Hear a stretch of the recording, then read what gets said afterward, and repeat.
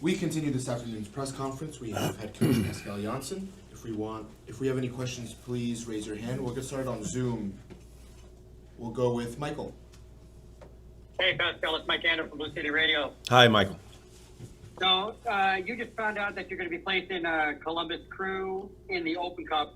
I know you're focused on DC right now, but that game for the Open Cup is about 10 days after you face them in the regular season. Philosophically, as a coach, do you do anything different to not give up too much of a game plan in one game versus another? Well, I like the first part of your question, which you mentioned DC, and that's the game we're going to talk about, Michael. So Columbus is down the line, but not just yet. Scott? Hey, Coach, how are you? Scott Churchson, Stream Punk Soccer. Hi, Scott. Hey, Coach. Simple question in this case. Word came down the pipeline that apparently Ty Baribo's not playing. Any thoughts on that? Obviously, a massive piece for them. Important player. So hopefully we get the job done when he's not there and focus on our own game because that is priority. As you know, we're coming out of a good game against Red Bull. Now the focus is on DC, and they're missing one of their key players. So that's tough for them, but good news for us. We'll go back to the room. Roberto? I know you're not going to show your hand here, but Tavon Gray is out with a red card, so how does that change things for you? Yeah, that's a good question, Roberto. It's almost the same as the striker from DC, a key player, obviously, for us, not eligible to play. And we'll solve it, as usual, but you'll have to wait and see. As far as the Red Bull game is concerned, how does that change anything mentally for the team coming into the game against DC? As I mentioned, it's an important moment for us. Obviously, playing against our rivals, advancing to the next round was priority number one, but also making sure that we continue to grow and play better phases in the game throughout. And this was, I think, a good example of that. We added, obviously, the successful set pieces in this game, which helps us a lot because it was a pretty tight, even game. And then set pieces can always make the difference. So that's a big compliment for these guys. On the other hand, as we talked about a few times already, I think we played pretty decent in the games, even when we dropped points, apart from Vancouver and parts of the game against Montreal. So that, for me, is always the most important. Because I believe when you play good football, the results will come. If you play not so good football, then it's tougher to get the results. So this is in line with the previous matches, but now the outcome was obviously a lot more positive for us. Last one for me. Health-wise, Hannes has missed the last few games. Can you tell us how the rest of the team is and if he's going to play or if he's back or not? He's back. The team is in a good place. Playing a lot of games in a short period of time like everybody, so that is what it is. It's good to see Hannes back on pitch today. The only one that is on pitch but not available to play is Tavon, unfortunately, and apart from the usual suspects. Right. Thank you. Back to the Zoom. We'll go with Javier. Hey, Coach. Last game, you praised Nico Cavallo. Yeah. I was curious, do you still see Kevin O'Toole as the number one left back? I think Kevin has proven to be the number one left fullback for us. But seeing how Nico is developing himself is always good because you need competition within your roster. And that's what Nico is providing Kevin and vice versa. The main thing for Cavallo is to remain available and stay available also. He had a very good spell in preseason in 25, fell back because he got himself injured. So the focus for Nico is to stay healthy and stay available so he can compete with Kevin, and that's just the thing he's doing at the moment. Christian? Hi, Coach. This is the first game in a busy period for the team. We often talk about the physical toll during a period like that. Mm-hmm. How important is the mental toll and, by extension, the mental preparation during a busy period like that? Yeah, I think just as important, and in some cases maybe even a little bit more important. referring to the question from Roberto just now, you have to be aware of the phase that we're going through and how we have to get through this phase. So we have a clear idea on how to do that, and that's what we focus on. So there has to be a balance between the physical load that you give the players in a very busy schedule, and the mental load is there, obviously, because when you don't get the results that you're after, you might have to think twice about a situation. So making sure that the mental preparation is there is something we emphasize for sure. Good afternoon, everybody. Welcome to today's pre-match press conference ahead of our game against DC United. We have defender Nico Cavallo. If we have any questions, please raise your hand. We started with Alex. Sorry.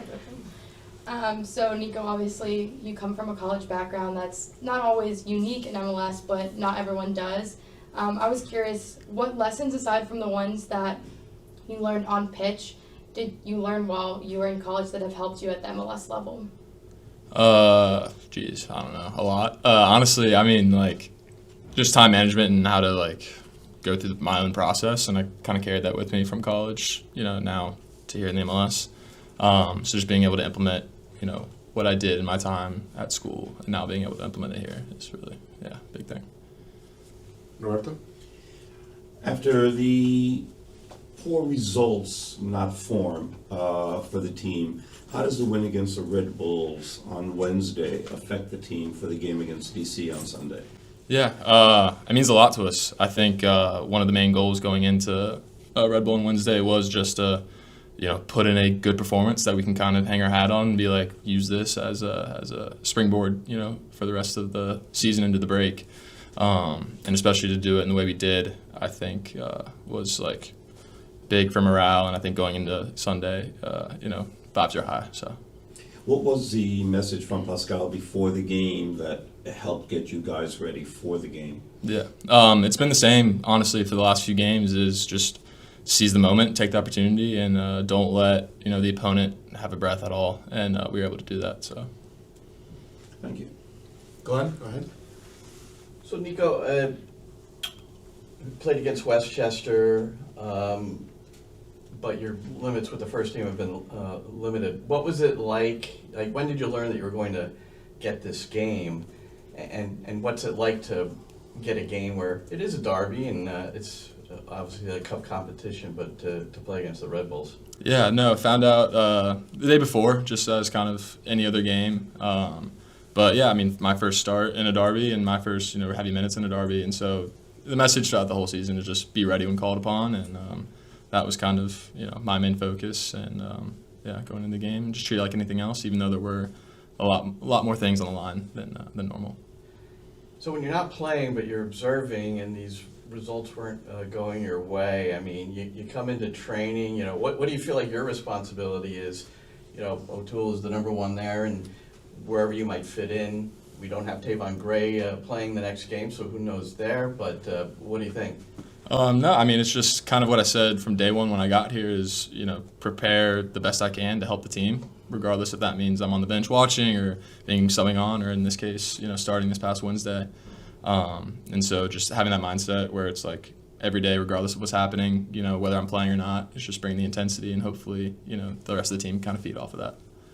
Any time in your career that you've played the right side of the back or attack? I had a brief stint my junior year of college at right back. Very brief, 2-3 games. Managed to, get through it, but not really a long stint. Okay. Thanks, man. Onto the Zoom, we'll go with Michael. Hey, Nico, it's Mike Andrew from Blue City Radio. Thanks for the time. Thank you. Can you talk to us about how you prepare, kind of like what Glenn was saying, but Pascal has said that the play overall has been positive, but it's just been specific moments. I guess the question is, are you can't really look at something that the other players you're competing with the minutes against are doing wrong, other than very specific instances. Does that change how you prepare? No, not at all. I think in my case, just working with Kevin throughout practice, like we kind of go through the same preparation, and working together in that sense. So I don't think my preparation changes based off of what the rest of the team is doing, kind of what the results are. Just kind of sticking with my progression as a player. Christian?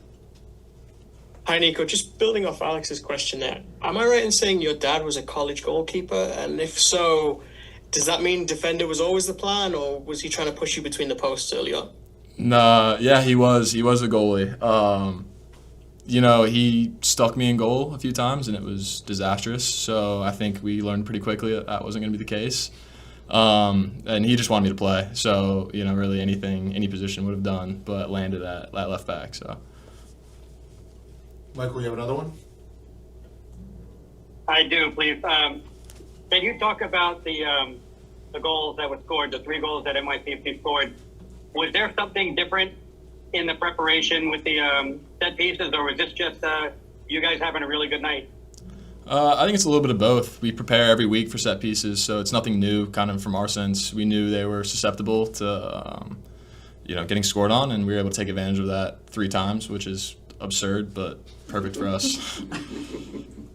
Anyone else? Do you think you should have scored a goal?